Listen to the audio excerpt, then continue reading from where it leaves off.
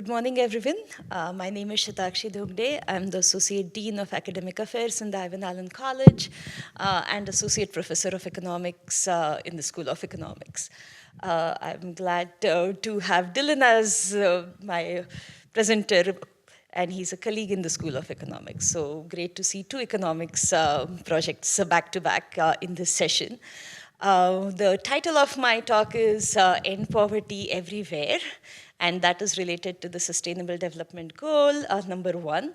And I want to emphasize that the goal mentions end poverty in all its forms, and that is where my research is focused on. We are proposing in my research poverty measures which are not only income-based.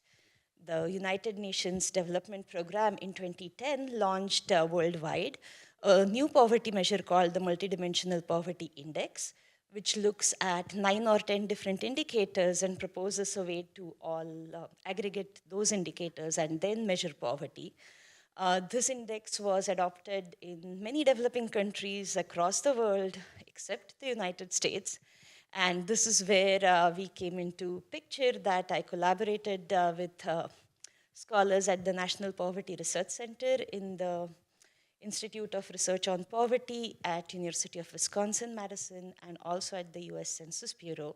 And we estimated for the first time a multidimensional poverty for the United States. We went back looking at census data starting from 2008 and started estimating poverty using many different indices besides income. And I focus on besides income for the reason that we are looking poverty not as a shortfall of income, but as deprivation or economic hardship. We are looking at unemployment, whether an individual is unemployed or not, whether he or she has high school education or not, whether they are facing severe housing burden, whether they are located in a polluted neighborhood, whether they have any mental stress, whether they are having health care access, and we can continue adding those indicators depending on what is the data available. We typically use census level data, so it's the current population survey or the American Community Survey that we have used so far. And what we found in the last 10 years or so, starting from the Great Recession all the way till right before the pandemic, is that multidimensional poverty indices showed a much higher level of poverty than the official poverty index. We found on average about 10 to 12% of the US population was multidimensionally poor. And when we looked at the overlap, how many of the income poor, which are identified by the census poverty line, which by the way has not been updated since it was first proposed in 1964 by Molly Orshansky, looking at that income threshold, how many of the multidimensional poor were also income poor? Because if that's the case, we don't need another index or another measure of poverty.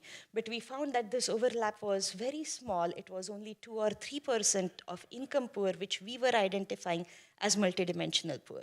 So who were these individuals that we are identifying as multidimensional poor in terms of income? And what we found were that there is a large section of US adults who are earning incomes between 100 to 200% of the poverty line. Those are the ones who are facing these other types of hardships. And those are the ones who are sort of left out of many of our welfare programs, social safety nets.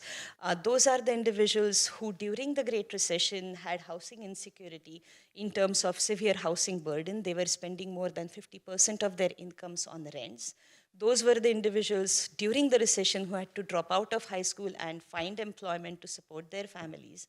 Those were the individuals who during the pandemic, where we switched the data to a much more monthly data set, looking at census's household pulse survey, we found that the profile slightly changes during the pandemic, where we found that job insecurity and mental stress were two of the indicators where these individuals were facing deprivations. The good part about the measure is that we don't use different data sets to see just what is the percent of population having X versus Y. We want a data set which will give me information for one individual across these 8 or 10 dimensions. So it's a data intensive process, but from that what we know is that we know individuals who are facing overlapping deprivations.